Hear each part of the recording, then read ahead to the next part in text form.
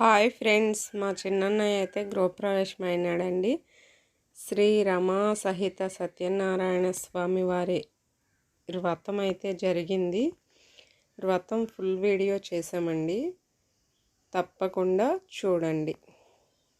నేను చెప్పేదానికి మహాముని వాచ అయ్యా సూత మహాముని వారు అంటున్నారు, సౌనికాది మహామునులు పిలిచి ఈ కలియుగమున ఏ వ్రతంబు చేసినా ఏ తపస్సు చేసినా మీకు మోక్షం అనేది కలుగుతుందో ఆ వ్రతాన్ని మీకు వివరిస్తూ ఉన్నాను, కూర్చునుడి చెప్పి భోజన కార్యక్రమాలు పంపట కూర్చుండబెట్టారంట శుభ్రంగా.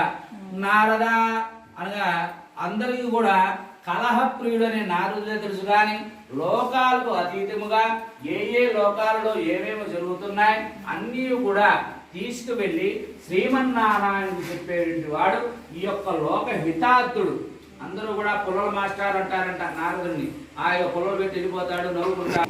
ఇవన్నీ కూడా తీసుకువెళ్ళి శ్రీమన్నారాయణకు చేరవేస్తే ఆయన చెప్పినంత కూడా భూలోకంలో సూత మహామునికి వివరిస్తే మనకి చెబుతూ ఉంటారంట. అలాగే ఈ యొక్క నారద మహాముని 14 లోకాలు ఉన్నాయంట మనకి. ఆ యొక్క లోకాలు అన్ని కూడా పక్క పక్కనే ఉండవు, కానీ నారాయణ మంత్రం జపిస్తూనే ఈ యొక్క లోకాలకి ఇటుగా వెళ్ళి అటుగా వెళ్తూ ఉంటాడంట. ఈయన ఒక అడుగు వేయగానే పరలోకానికి వెళ్తాడంట, ఆ యొక్క పరలోకం అలా అలా తిరుగుతూ ఉంటాడు అని 14 లోకంబులు. అవన్నీ కూడా ఏవయ్యా, అతల వితల తల తల రసాతల భూలోక వజ్రలోక సువర్ణలోక నాగలోక ఇవన్నీ తిరుగుతూ భూలోకంలో జనులు చేసిన పాపపుణ్యాల వల్ల మోక్షం అనేది కలగకుండా మృగాలుగా జీవిస్తూ ఉన్నారు. వీరందరికీ మోక్షం ఎట్లు కలుగునో అని చెప్పి నారాయణ నారాయణ నారాయణ మంత్రం జపిస్తూ అంటలే మీరు అనపది నేనేం చెప్పిన కూర్చుంటా. విష్ణు విష్ణు విష్ణు విష్ణు అలాగే విష్ణు విష్ణు విష్ణు అంటూ కూడా నారాయణ మంత్రం చెప్పిస్తూ వైకుంఠానికి బయలుదేరాడు. ఎల్లప్పుడూ కూడా స్వామివారిని శేషతల్పం అనగా నాగపడ మీద ఉన్న స్వామివారిని చూసి ఉన్నాడు, కానీ అక్షంతలు అమ్మవారి వారికి కూడా అక్షంతలు. ఆ యొక్క వెళ్ళేటప్పటికీ ఆ జానువాహన రూపం కనబడి ఉన్నది. ఆ యొక్క రూపం తెల్లని శరీరము గలవాడును, 4 భుజాలు కలిగినవాడును, భుజాలకి గద పద్మము శంకు చక్రాలు ధరించి వనమాల ధరించిన స్వామిని చూచి స్తుతిస్తూ ఉన్నాడు. శాంతాకారం పద్మనాభం సురేశం విశ్వాకారం గగన సదృశం మేఘవర్ణం శుభాంగం లక్ష్మీకాంతం కమలనయనం యోగి హృద్యానగమ్యం వందే విష్ణుం భవవైహరం సర్వలోకైకనాథం. అయ్యా ఏమిటి యొక్క రూపం?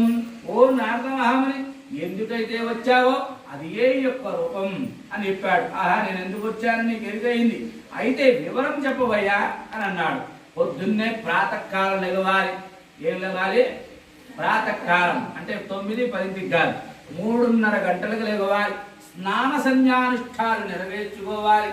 పొద్దున్నే లేచి స్నానం అంతా కూడా చేసుకుని దీపారాధన గావిస్తూ, నాయనా సత్యదేవ, ఈ యొక్క రోజున నీ వ్రతమును ఆచరిస్తున్నాను అని ఉదయం అంతయు కూడా ఉపవాసము ఉండి మరలా సాయంకాలం స్నాన సంధ్యానుష్ఠాలు నెరవేర్చుకొని అప్పుడు పూజా కార్యక్రమాన్ని పూర్చుకోవాలంట. అవి కూడా గోమయం. పూర్వం ఇప్పుడంటే టైల్స్ మార్బుల్స్ నాపరాయి చాలా వచ్చినాయి.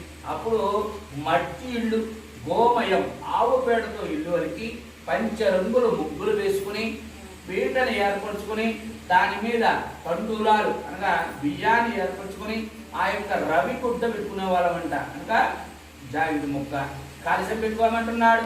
సువర్ణ రత్న వజ్ర వైడూర్య మరగత మాణిక్య. మనకు స్తోమత ఉంటే లేదనుకోండి, ఇత్తడి, రాగి, వెండి, మట్టి పాత్రనైనా పెట్టుకోమంటున్నారు. కలసే గంధ పుష్పాక్షతే రత్నస్య, దానిలో ఉదకం పోసుకొని అలాగే గంధ అనగా గంధాన్ని వేసుకొని అక్షంతలు వాసుకుని దానికి నారీకేళమును పెట్టుకోమంటున్నాడు. ముందుగా విఘ్నాలకి అధిపతి అయిన విఘ్నేశ్వరుడి పూజా కార్యక్రమాన్ని చేసుకుని ఆ పిమ్మట స్వామివారికి పంచలోక పాలకులు అనగా ఇందా చెప్పుకున్నాం గణపతి, బ్రహ్మ, విష్ణు, మహేశ్వర, గౌరీదేవి, ఆదిత్యాది నవగ్రహ అతిదేవత, ప్రత్యతి దేవత, అష్టదిక్పాలకులు, ఇష్టదేవత, శ్రేష్ఠ దేవత, వీరందరూ కూడా వారే. అందరినీ కూడా ముందుగా ఆహ్వానించి ఆ తరువాత అర్ధకర్షము బంగారముతో కానీ లేదా పావు కర్షము బంగారముతో కానీ స్వామివారి ప్రతిమా రూపం మనం కొనుక్కొని ఆ స్వామివారికి పంచామృత స్నానం ఇందా చెప్పుకున్నాం. గోమాతదే ఎందుకు క్షీరం పొంగించాలి? సర్వదేవతలతో కూడి ఉన్నది కాబట్టి. అలాగే ఈ యొక్క పంచామృతం అంతా కూడా స్వామివారికి అభిషేకము గావించి ఆ పిమ్మట స్వామివారి మండపం నందు పెట్టుకుంటున్నారు. ఎప్పుడు కూడా బోళాశంకరుడు ఉన్నాడంట, చెంబుతో నీళ్లు పోస్తే వరాన్ని ప్రసాదిస్తాడు. ఈయన మటుకు అలా కాదు, కష్టే పడి ఎంత కష్టాన్ని నువ్వు అనుభవిస్తావో చూస్తూ కూర్చుంటాడంట. ఆ పిమ్మట అప్పుడు మనకి మోక్షాన్ని ప్రసాదిస్తాడు. మనం చేసే భక్తి శ్రద్ధ అన్ని కూడా ఏ లోటు ఆయన దగ్గర రానియరాదు. అంతే కూడా చేసుకుని స్వామివారికి నైవేద్యం పెట్టమంటున్నాడు. గోధుమ రవ్వ నూక. ఎక్కడికి వెళ్ళినా ప్రసాదం కొబ్బరి చిప్ప, వడపప్పు, పానకమే వచ్చేవారంట పూర్వం. కానీ స్వామివారికి విశేషముగా గోధుమ రవ్వ నూకతో ప్రసాదం. మన దగ్గర స్తోమత లేదనుకోండి, వరి నూకతో అయినా ప్రసాదమును ఏర్పరచవచ్చును. అలాగే ఎప్పుడెప్పుడు చెయ్యాలయ్యా నీ యొక్క పూజా కార్యక్రమం? మాసే మాసే వర్షే వర్షే. ప్రతి నాడు చేయొచ్చు, ప్రతి మాసం నందు చేయొచ్చు. ఏకాదశి నాడు కానీ, రవి సంక్రమణం కానీ, పౌర్ణమి నందు కానీ ఏ వ్రతమును చేసినా మన ఇష్ట కార్యం అనగా మనకి ఏదైతే సమస్య ఉన్నదో ఆ సమస్యను తొలగించి జయాన్ని కూర్చేటువంటి వాడు. అలాగే ధనము లేని వారికి ధనాన్ని, సంతానం లేని వారికి సంతానాన్ని కలుగజేసేటువంటి వ్రతం కలియుగమున సత్యదేవుని వ్రతం. ఏ ప్రథమోధ్యాయ సమాప్త. శ్రీమద్ రమారణ గోవిందో హరి. ఏడుకొండలవాడ గోవింద.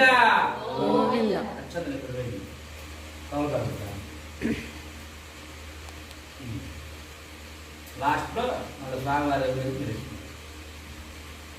కొబ్బరిగా కొట్టండి.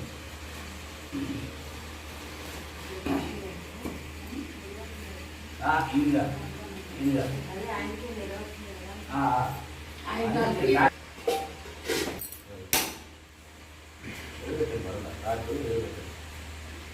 ఇంకా బెల్లం కదా మీకు పట్టు పచ్చిగా ఉదాన్ని పెట్టచ్చు, ఏమి పర్వాలేదు. అక్కడికి నీళ్లు స్వీకరించండి. ఓం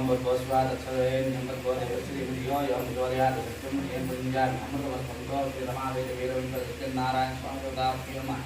ఓం ప్రాణాయ స్వ, ప్రాణాయ స్వ, వేనాయ స్వ, ఉదానాయ స్వ, సమానాయ స్వ, బ్రహ్మణే స్వ.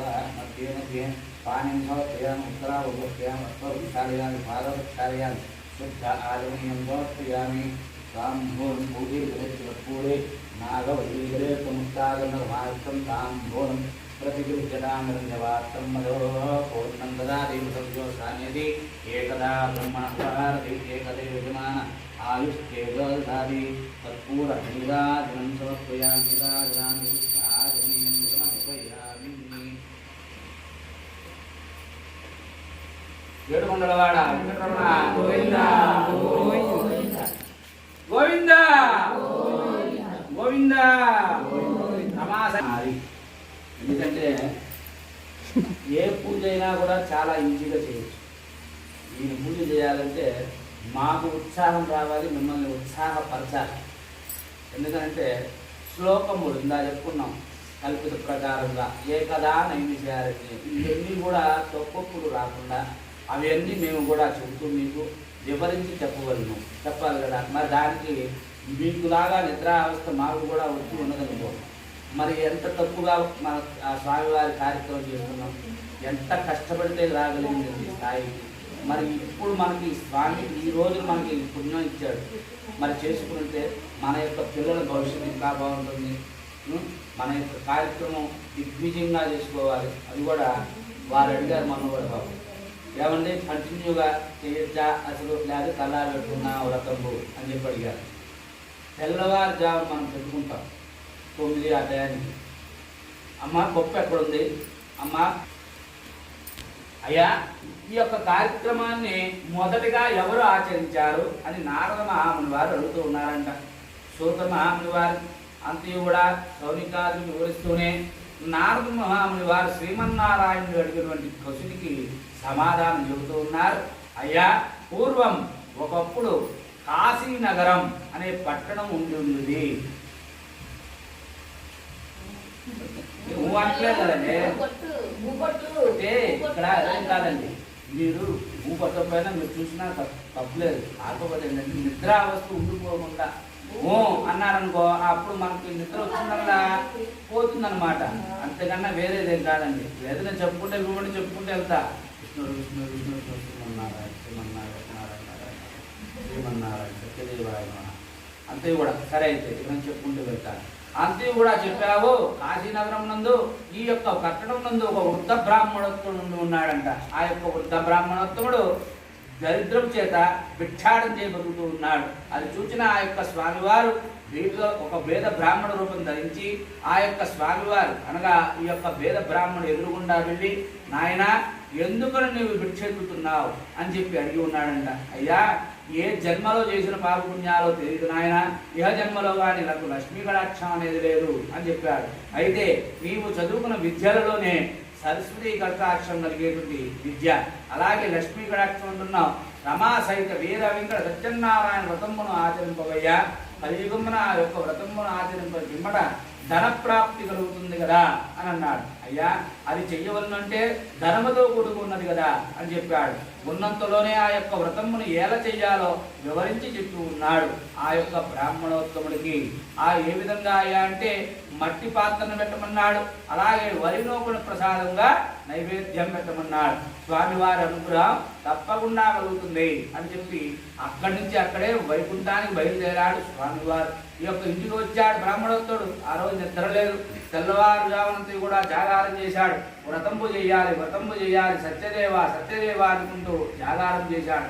తెల్లవారుజామున లేచాడు, కాలకృత్యాలు నెరవేర్చుకున్నాడు. స్వామివారి దగ్గరికి వెళ్ళి, నాయన ఈ రోజు ఎంత భిక్ష అయితే వస్తుందో అంతయు కూడా నీకే ఖర్చు పెడతాను అని చెప్పి బయలుదేరాడు. అర్ధగడికి జరిగిన తర్వాత అంతయు కూడా జనులు ఇచ్చారు. స్వామివారి అనుగ్రహం చేత అంతయు ఖర్చు పెడతా అన్నాడు. ఒక్కడే తిరిగాడు కదా, అందరినీ పిలిపించాడు. చుట్టూతా ఉన్న జనులందరూ కూడా వచ్చారు. సాయంకాలం పూట ఉన్నంతలో బ్రహ్మాండంగా చేశాడు ఈ యొక్క వ్రతంబు. అందరూ కూడా ఆశ్చర్యపోయి ఉన్నారంట. ఆహా ఈ బ్రాహ్మణుడు ఇన్ని మంత్రములు వచ్చినా ఇంత చక్కగా వివరించి చెప్పాడే, ఇతన్ని మన యొక్క కార్యక్రమానికి తీసుకువెళ్దాం అని చెప్పి గృహప్రవేశమే కానీ లేదా బారసాల కార్యక్రమమే కానీ వివాహమే కానీ ఏదో ఒక కార్యక్రమానికి తీసుకువెళ్తూనే స్వామివారి అనుగ్రహాన్ని పొంది ఉన్నాడు. ఆ యొక్క కట్టెలెమ్ముకునే అతను కూడా బయలుదేరాడంట. అదే ఊరిలో కట్టెలెమ్ముకునే అతను ఉన్నాడంట. ఈ యొక్క బ్రాహ్మణోత్తముడు మాసే చేస్తూ ఉన్నాడు. ఆ రోజు ఆకలి వేసి అదే ఊరిలో పూర్వం కాశీ వెళ్ళారంటే అంతయు కూడా ఇప్పుడంటే హోటల్స్ అన్నీ ఉన్నాయి. సత్రంలో ఉండేవాళ్ళం. ఎన్ని రోజులైతే అన్ని రోజులు అక్కడే తిని అప్పుడు మనం గృహానికి వచ్చేవారు అంట. అలాగే కట్టెలెమ్ముకునే అతను ఆ బ్రాహ్మణోత్తముడు ఏదో కార్యక్రమం చేస్తున్నాడు, నాకు ఆకలిగా ఉన్నది, ప్రసాదం ఏదైనా పెట్టకపోతాడా అని చెప్పి బయలుదేరి ఆ యొక్క బ్రాహ్మణుడు ఇంటికి వెళ్ళాడంట. అక్కడ ఆ యొక్క రోజున వ్రతంబు జరుగుతూ ఉన్నది. కూర్చున్నాడు. వచ్చిన ఆకలి దప్పులన్నీ మాయమైపోయాయి. ఎందుకని ఆ వ్రత కథంబు విన్నంతసేపు కూడా నారాయణ నారాయణ మంత్రం చెప్పిస్తూ కూర్చుని ఉన్నాడు. ఆహా చక్కగా ఉన్నదే ఈ వ్రతం నేను కూడా ఆచరించవచ్చునేమో అడుగుదాం అని, ఓ ఏ బ్రాహ్మణోత్తమ ఈ వ్రతమును మీరు మాత్రమే ఆచరించవచ్చునా, మేము కూడా ఆచరించవచ్చా అని అడిగి ఉన్నాడంట. అయ్యా బ్రాహ్మణ క్షత్రియ వైశ్య అందరూ కూడా వ్రతమును ఆచరింపజేయవచ్చును అని చెప్పాడు. మరి ఇంటికి వచ్చాడు, ఇల్లానికి చెబుతూ ఉన్నాడు, అంతే కూడా వ్రతం చేస్తున్నాం అన్నాడు. ఆ అమ్మాయి చాలా చక్కగా ఆనందించింది. కానీ ధనము లేదు కదా. అయ్యా ఆ వ్రతం ఏదో నువ్వే మా చేత ఆచరింపజేయించు అని స్వామి వారిని వేడుకుని ఉన్నది. పొద్దున్నే లేచాడు, స్నానబంధకాలన్నీ నేర్చుకున్నాడు. శుభ్రంగా కట్టెలు మవ్వు పెట్టుకుని బయలుదేరాడంట. వెళ్తూనే ఒక ధనవంతులు వీధిలోకి వెళ్ళగానే స్వామివారి అనుగ్రహం వల్ల రూపాయి ఎక్కువగానే ధనవంతి కూడా వచ్చింది. తీసుకున్నాడు. స్వామివారి అనుక్షణం కూడా మంత్రం జపిస్తూనే ఉన్నాడు. సత్యదేవ సత్యదేవ సత్యదేవ అనుకుంటూ అటుగా బజారుకు వెళ్ళాడు. సామానాన్ని కూడా తీసుకువచ్చి బ్రాహ్మణోత్తముడు పౌరు పంపిస్తున్నాడు. వస్తున్నాను కదా అన్నాడు. సాయంకాలం ఉన్నంతలో అంగరంగ వైభవంగా అత్తయ్య కూడా కార్యక్రమం చేశాడు. ఈ యొక్క బ్రాహ్మణోత్తముడు ఎప్పుడైతే చెప్తున్నాడో మాసే మాసే వర్షే వర్షే ఆ తదుపరి రోజున ఈ యొక్క కట్టెలు కావడతను కూడా వ్రతమును చేస్తూ అనంతలోనే అష్టైశ్వర్యాన్ని పొంది మోక్షాన్ని పొంది ఉన్నాడు. కట్టెలు ముగ్గురే వ్రతము ఇదే ద్వితీయోధ్యాయ సమాప్త. శ్రీమద్ రామాయణ ఏడుకొండ హార అనుకోదండి, హరి హరి అర్థమైందా? పలకొద్దున ద్రవ్యం ఏడుకొండలవాడ వెంకటరమణ గోవిందా గోవిందా. 2 రోజులు వారి కొట్టుకుంటారు అర్థమవుతుందండి.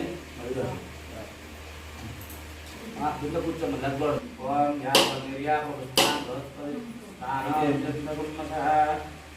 ఫలం మనోరథ ఫలం పుత్రమో తస్మాతస్మాన్ విమేత్య అదశాంతిం ప్రయచ్చమి.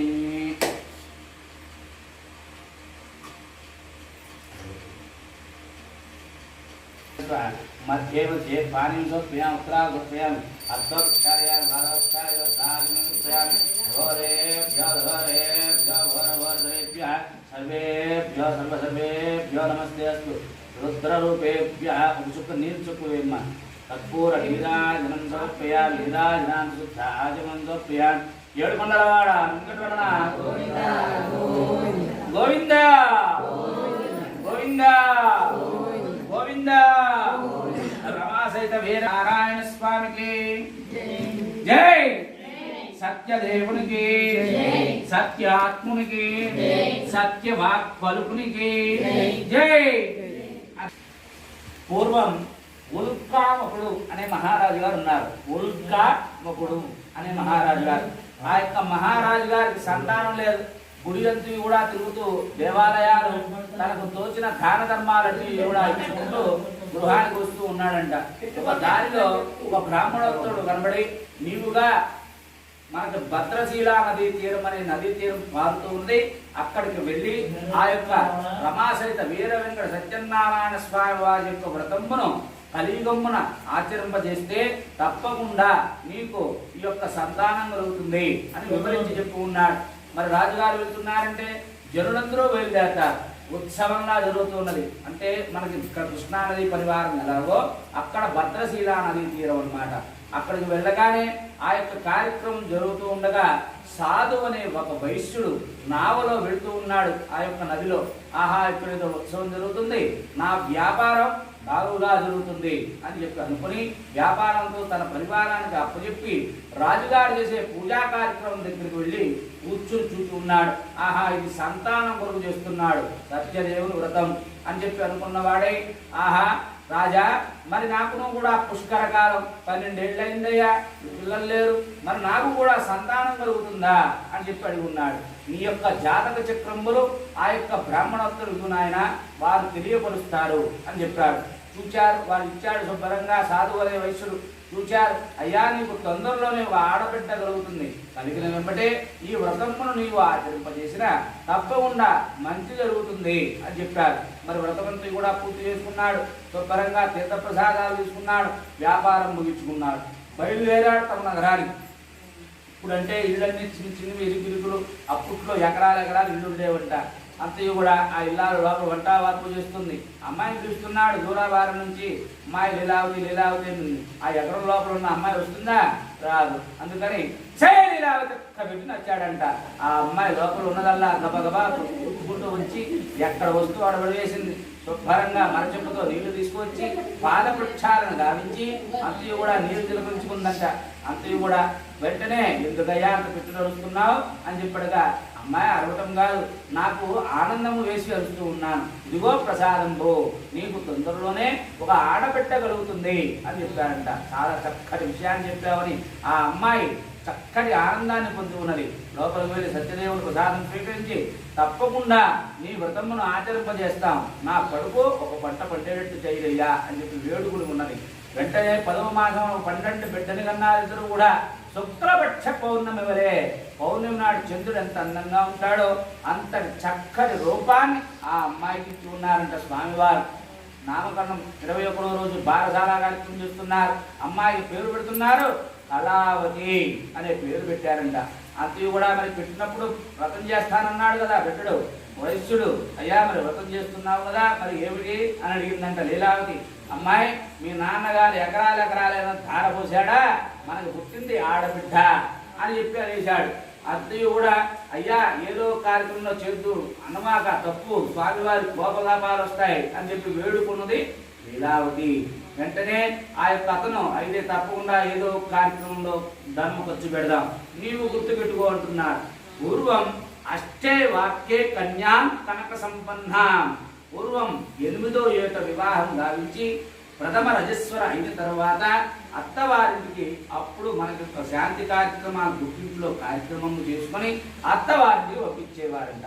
అలాగే ఈ యొక్క ఇల్లాలు మొత్తం అంతా కూడా అష్టవాక్యే 8వ ఏడు వచ్చింది.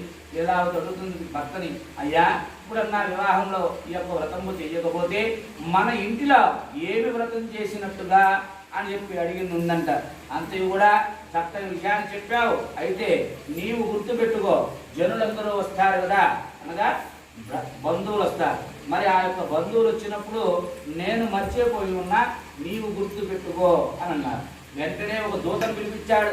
ఆ దూత వెళ్ళాడు. వస్తూనే ఒక చాకేదమ్మాయి పర్వాలేదు అది వస్తున్నాడు.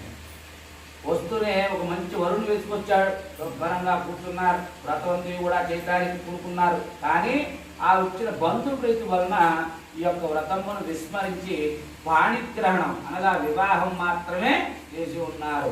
కష్టే మరి వీళ్ళకి కష్టాన్ని ఏర్పరిస్తే గాని నేను గుర్తుకు రాను అని చెప్పి శ్రీమన్నారాయణుడు కష్టాలు బాలుగాగా అని చెప్పి శపించున్నాడంట. దేవుడు ఏమిటండి శపించడం ఏమిటి అనుకుంటాం.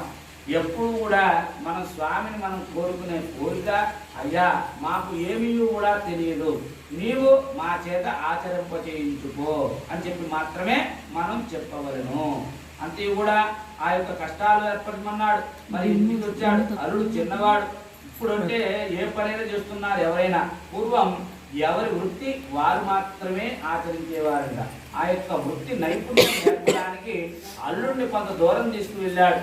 ఆ యొక్క నగరం రత్నసానపురం అనే ఒక నగరానికి చేరుకుని ఉన్నారంట. అక్కడ పరిపాలించే రాజుగారి పేరు చంద్రకేతు మహారాజు గారు.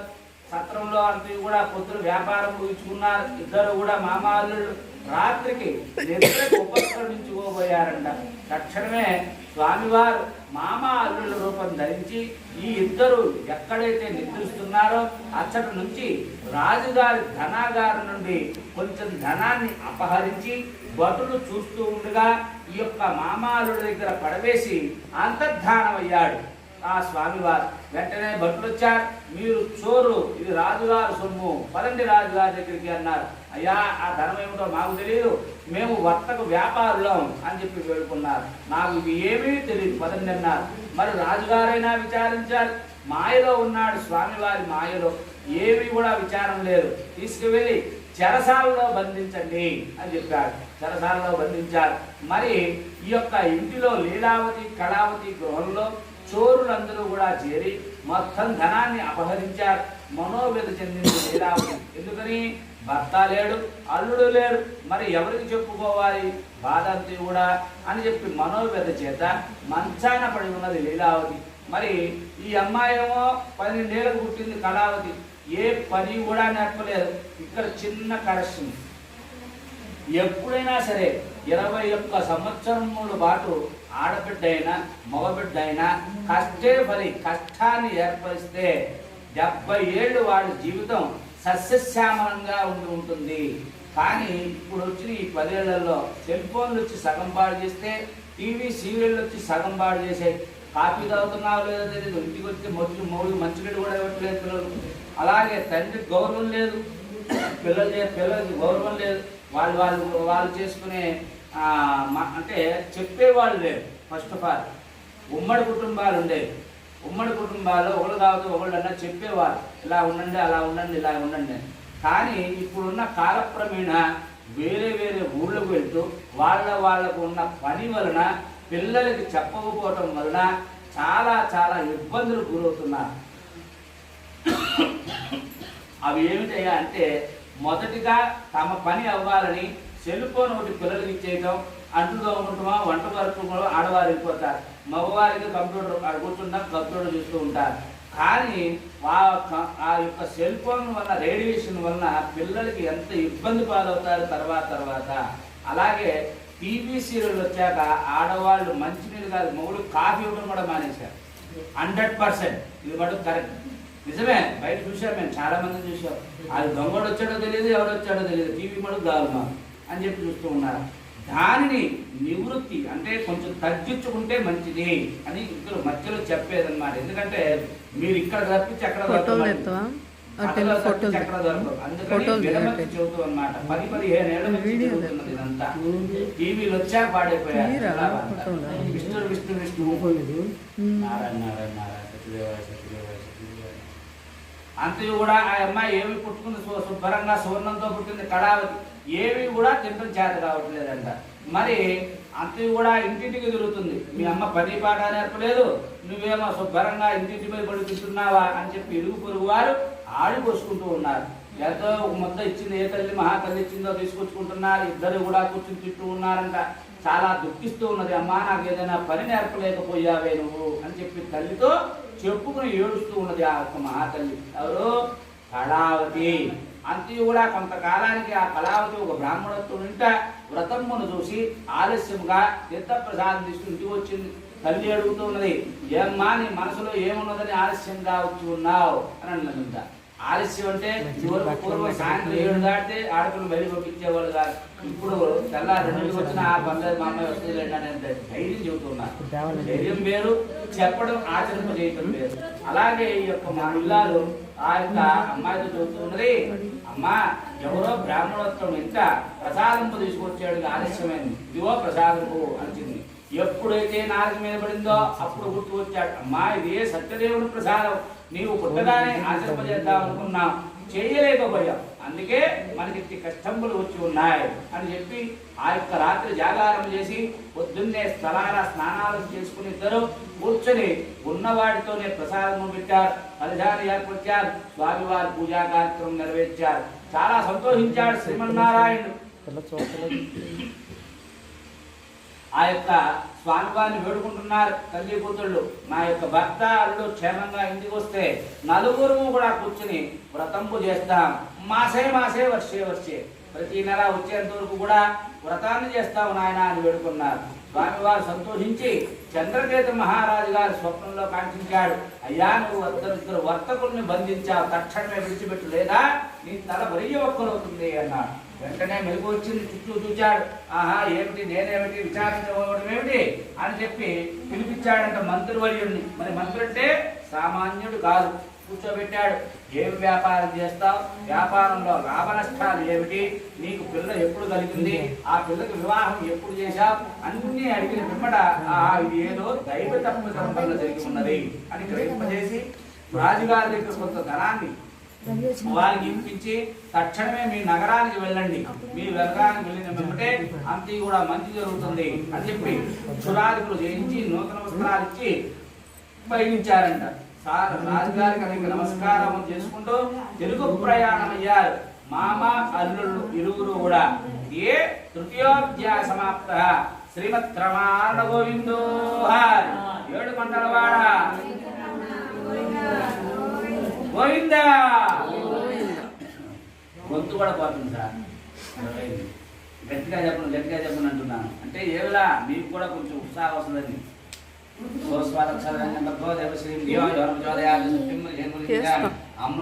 ఇటు ఒకసారి చూడమని నారాయణ స్వామి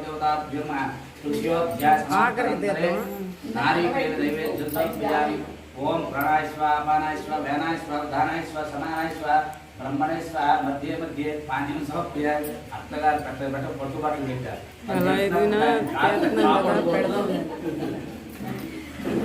దాన్ని కాపాడుకోవద్దు మీరు.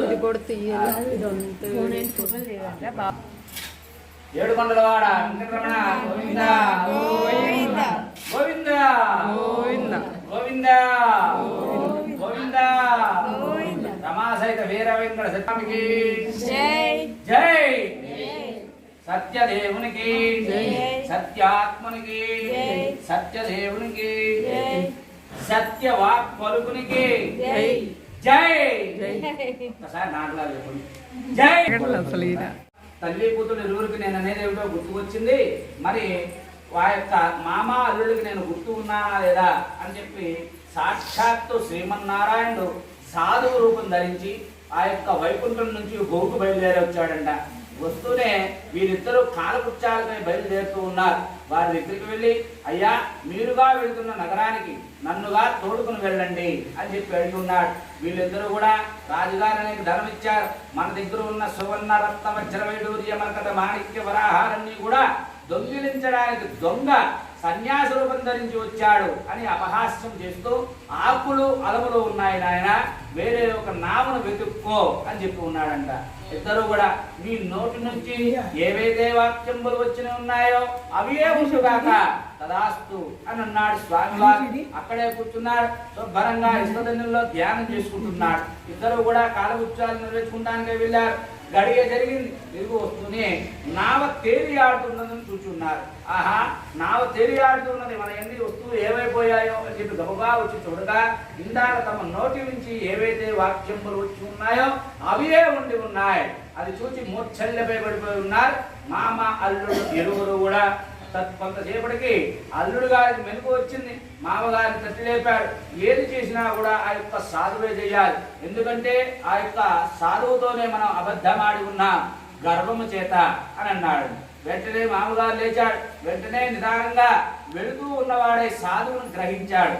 ఆహా, వచ్చింది సత్యేశ్వరుడు, సత్యనారాయణుడు అని చెప్పి స్వామివారి దగ్గరికి వెళ్ళాడు. సాష్టాంగ నమస్కారం చేస్తూ, శాంతాకారం భుజగశయనం పద్మనాభం సురేశం విశ్వాకారం గగన సదృశం మేఘవర్ణం శుభాంగం లక్ష్మీకాంతం కమలనయనం యోగి ఉద్యానగమ్యం వందే విష్ణుం భవోయహరం సర్వలోకైకనాథం. నాయన సత్యేశ్వర, నీవు ఎవరో నేను గ్రహించేసి ఉన్నా కనుక నా వస్తువులు ఇచ్చిన పిమ్మట నేను గృహానికి చేరిన తరువాత నలుగురు కూడా కూర్చుని నీ యొక్క వ్రతమును ఆచరింపజేస్తాం అని వేడుకున్నాడంట. తక్షణమే అన్నీ కూడా ఇచ్చివేశాడు. మరి నా వ్రతమును నీ యొక్క పుట్టుగానే చేస్తానన్నావు, విస్మరించి ఉన్నావు కదా అనే ఒక మాటను అడిగి ఉన్నాడంట. ఇంద్రాది దేవతలే నీకు సరితూగరు నాయన, మానవ మాత్రం మా మీద కోపాలు ఎలా అని చెప్పి స్వామివారిని వేడుకోగా సంతోషంతో నవ్వుతూ వారు అడిగిన వస్తువులన్నీ ఇచ్చివేసి అంతర్ధానం అయ్యాడు వైకుంఠానికి ఆ యొక్క శ్రీమన్నారాయణ. ఇద్దరు కూడా బయలుదేరారు తమ నగరానికి. ఒక దూతను పిలిపించాడు. మేము వస్తువు ఉన్నట్లుగా తెలియపరచు, మా యొక్క భార్య లీలావతి కళావతికి స్వాగత ఏర్పాట్లు గావించమను అని చెప్పాడు. దూత వాయువేగంతో ఇంటికి వచ్చాడు. మరి వచ్చేంత వరకు వ్రతం చేస్తానన్నారుగా తండ్రి కూతురు ఇరువురు కూడా మాసే వర్షే ఆ రోజు వ్రతం జరుగుతూ ఉన్నది. కళావతి చేత వ్రతంపు చేపిస్తూ లీలావతి వచ్చిన బంధువులందరినీ కూడా పలకరిస్తూ ఉన్నది. దూత వచ్చాడన్న వర్తమానం గావించింది. వెంటనే బయటకు వెళ్ళి, ఏమయ్యా ఏదైనా వర్తమానం తీసుకొచ్చావా అని అడిగింది. అవునమ్మా, మీ యొక్క భర్త అల్లుడు ఇరువురు కూడా వస్తూ ఉన్నారు. మిమ్మల్ని నదీ తీరంకు వచ్చి గావించమన్నారు స్వాగత ఏర్పాట్లు అని చెప్పాడు. వెంటనే ఆ యొక్క లీలావతి గబగబా లోపలికి వచ్చి, అమ్మాయి నీవు పూజ పూర్తిగా చేసుకున్నరా, నేను నిదానంగా వెళ్ళి నాన్నగారికి స్వాగత ఏర్పాట్లు గావిస్తాను అని చెప్పింది. వెంటనే ఆ యొక్క కళావతి మనసులో నేను కూడా నా భర్తను చూడాలి కదా అని చెప్పి అనుకుంది. ఎందుకని చిన్నపిల్ల అని చెప్పి వెంటనే లీలావతి ఎప్పుడైతే బయలుదేరిందో కళావతి కూడా పునఃపూజా కార్యక్రమం చెయ్యకుండా పీటలు పెంచి లేచింది. స్వామివారు ఆగ్రహించేశాడు. ఆ యొక్క మామగారిని అయితే నదీ తీరం నుంచి బయట తీసుకొచ్చాడు. అల్లుడు గారితో పాటు నావను ముంచి వేసి ఉన్నాడంట. అందరూ కూడా అహంకారాలు చేస్తున్నారు. నావ మునిగిపోయింది అని. తన యొక్క కూతురు వచ్చింది కళావతి, నాయన నా భర్త ఏడే అని అడగగా ఈ విధముగా భర్త మునిగిపోయి ఉన్నాడు అని చెప్పింది. వెంటనే ఆ యొక్క అమ్మాయి పూర్వం సతీ సమూనం, పూర్వం భర్త చనిపోయి ఉన్నప్పుడు భర్త పాదుకులు తీసుకుని చితికి మంట మీద కూర్చునేవారు ఆడవారు కూడా. అలాగే ఆ అమ్మాయి పూనుకోగా తండ్రి ఆపాడు. అమ్మాయి ఏదో దైవ తప్పితం జరిగి ఉన్నది, సముద్రుడికి నమస్కరించాడు. నా తప్పు ఎలా దొల్లి ఉన్నదో తెలియపరచవా అని అడిగాడంట. వెంటనే ఆకాశవాణి ద్వారా ఒక వార్త వచ్చింది. నీకు పుత్రిక పునఃపూజా కార్యక్రమం చెయ్యకుండా తీర్థ ప్రసాదం పుచ్చుకోకుండా వచ్చి ఉన్నది. అంతయు కూడా పుచ్చుకుని వస్తే మంచి జరుగుతుంది అని చెప్పాడు. వెంటనే ఈ యొక్క ఇల్లాలు గబగబా కళావతి బయలుదేరి ఇంటికి వచ్చింది.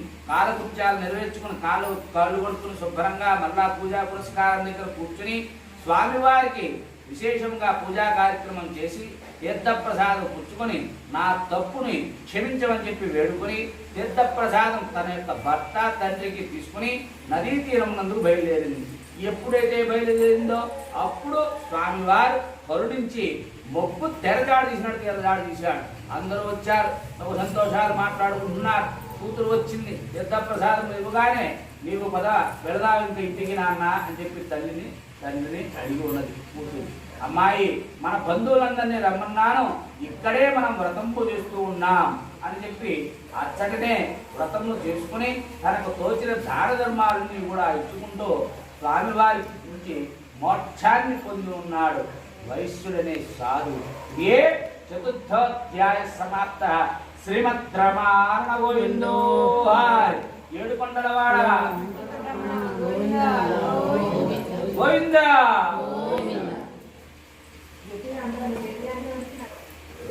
మూడో అధ్యాయంలో ఇంద్రియాన్ని జయించిన రాజుగారి నామం అన్న పేరు ఏమిటండి? మధుగారు. మన రాజులే నటుతారు. మధుగా చెప్పాలి. సంతానం కోసం మొదటిగా ఆచరించిన రాజుగారి పేరు ఏమిటి? ఉల్కాముఖుడు. చెప్పిన దానికి నువ్వు కొట్టండి సార్. చాలేమ్మా, మళ్ళీ వైద్య కొద్ది పెడదు. అది పంపించి తీసినండి నా వీడియో పెట్టవా?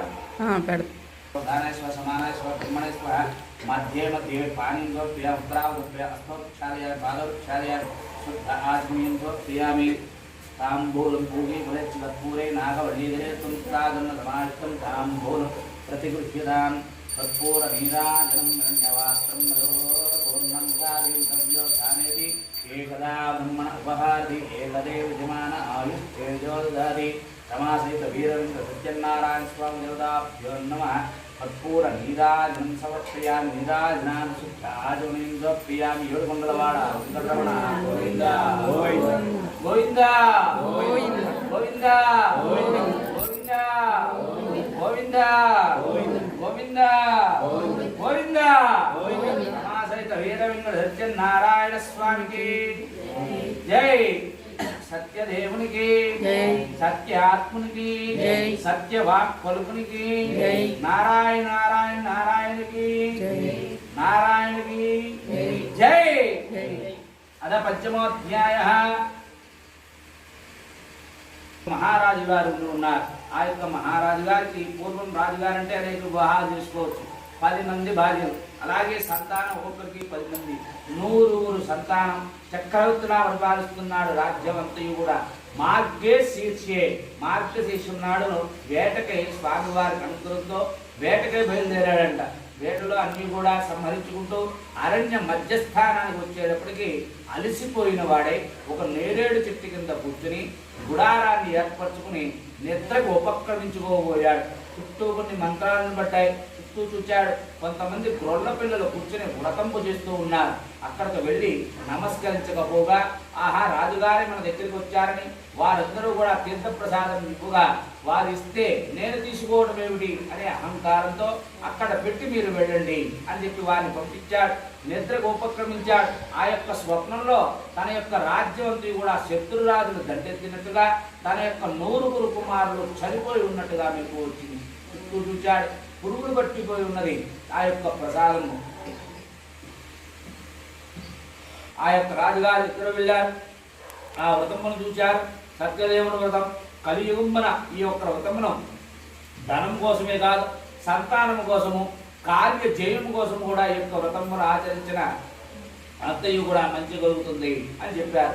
అంతయు కూడా అక్కడే పునఃపూజా కార్యక్రమం చేసి ఈ యొక్క రోజున పౌర్ణమి నేను ఇంటికి వెళ్ళేటప్పటికీ నా రాజ్యం నా ప్రజలు సుభిక్షంగా ఉంటే అందరి చేత కూడా ఈ యొక్క వ్రతమును ఆచరింపజేయిస్తారు స్వామి అని వేడుకొని తిరుగు ప్రయాణం అయ్యాడు.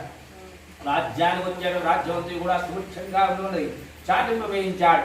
కలియుగంబన రమాసహిత వీరవింద్ర సత్యనారాయణ వ్రతకల్పమాన్ని ఎవరైతే ఆచరింపజేస్తారో అందరికీ కూడా ధనం లేని వారికి ధనం కలుగుతుంది, సంతానం లేని వారికి సత్సంతానం కలుగుతుంది.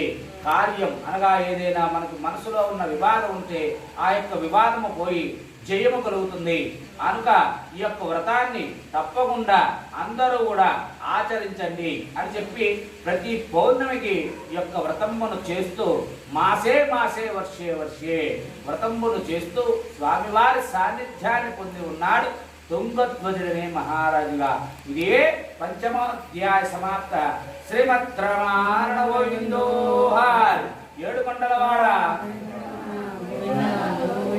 గోవింద గోవింద గోవింద గోవింద గోవింద.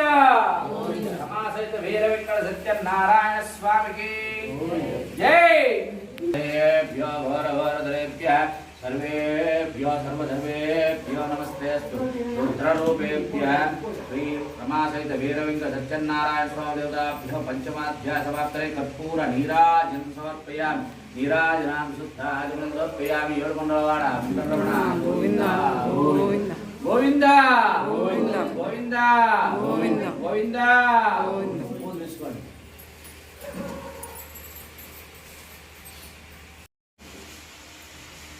మా వెయిటి ఆలోచిస్తున్నారు. కలిసిన దగ్గర పెట్టమ్మా. లోపు తీసేయడం చాలా జాగ్రత్త తీయమ్మా. పుష్పాలు ఆయన రూపు వస్తుంది. ఈ పళ్ళు అవి కొబ్బరికాయ కూర్చోండి.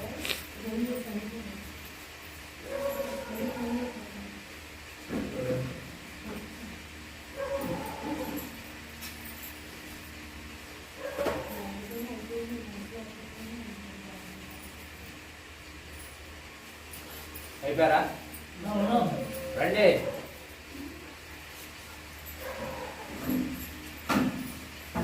హోమం దగ్గర పెట్టమ్మా.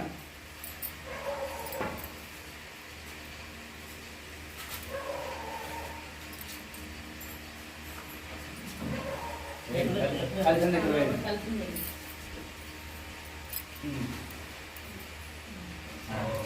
Very good.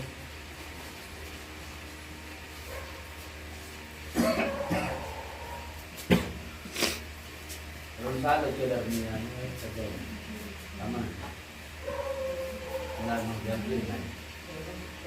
వైట్ చొక్కా తెల్ల చొక్కా 3 సార్లు వచ్చింది. రమణ లక్ష్యం చేస్తారు. కూర్చోండి. వచ్చేస్తారు. కాదు దగ్గరలో ఉన్నారు వస్తానంటే రమ్మనండి. మూతలు పెట్టి లోపల పెట్టేయాలి. ప్రసాదం కూడా లోపల పెట్టేసి సత్యావసాలు మూతలు కూడా అది హోమం అయ్యా పెడతారు. అన్ని లోపలే చివరి పక్కన కూర్చోండమ్మా.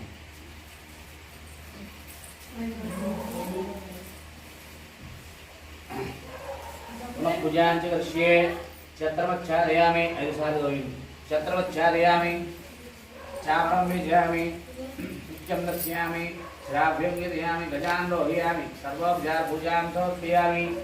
3 చుక్కలు నీళ్ళు వేయమ్మా. మంత్రహీనం మంత్రహీనం క్రియాహీనం భక్తిహీనం యత్పూజితం రమాసహిత వీర వెంకట సత్యదేవ మయా దేవ పరిపూర్ణం తదస్తుతే అనయ ధ్యాన ఆవాహనాది షోడశోపచార పూజాం భగవాన్ సుప్రీత సుప్రసన్న వరదో భవంతు.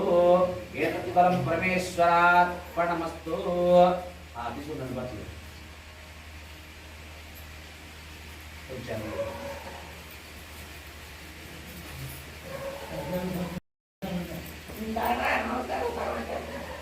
అక్షతలు ఎదురండి.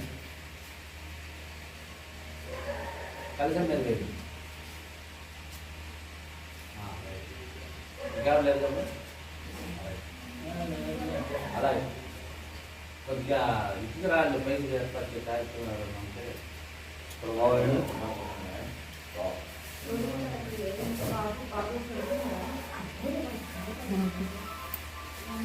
ప్రవేశ రమాసహిత వీర వెంకట సత్యన్నాథించినటువంటి సువర్ణ రత్న వజ్ర వైడూర్యమకత మాణిక్యాలు ఉరుగున్న పట్టు పీతాంబరాలు వాళ్ళకు నమస్కారం చేయండి.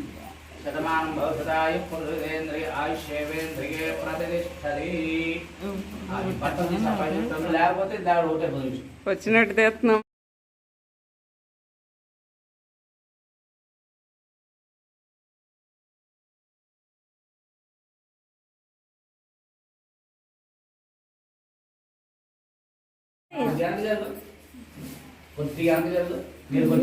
ఫోటోనా శ్రీ సత్యనారాయణకి సేవకురారమ్మ మనసారా స్వామిని కొలిచి హారతులీరమ్మ.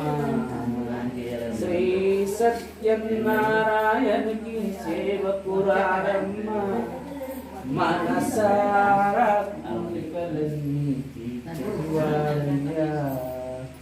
కోరిన కోరికలు సార్ వారికి అర్థాన్ని చెప్పకూడదు. ఒకళ్ళు పట్టుకోమా, ఒకళ్ళు పట్టుకోమా. నువ్వు వద్దు, అమ్మాయిగా నువ్వు వద్దమ్మా. ఆ తాంబూలు అంతా పెట్టండి. అమ్మాయి అబ్బాయి లేచాడు. అమ్మాయి అబ్బాయి కూడా వచ్చింది. అబ్బాయి లేచాడు. అబ్బాయి అరే అబ్బాయి అబ్బాయి నిద్ర అయిపోయింది. ఈ వీడియో ఫస్ట్ నుంచి లాస్ట్ వరకు చూసిన ప్రతి ఒక్కరికి కూడా ధన్యవాదాలండి. వీడియోని లైక్ చేయండి, షేర్ చేయండి, సబ్స్క్రైబ్ చేయండి. మీరు ఏ ఊరు నుంచి చూస్తున్నారో కూడా తప్పకుండా కామెంట్ చేయండి. Thank you.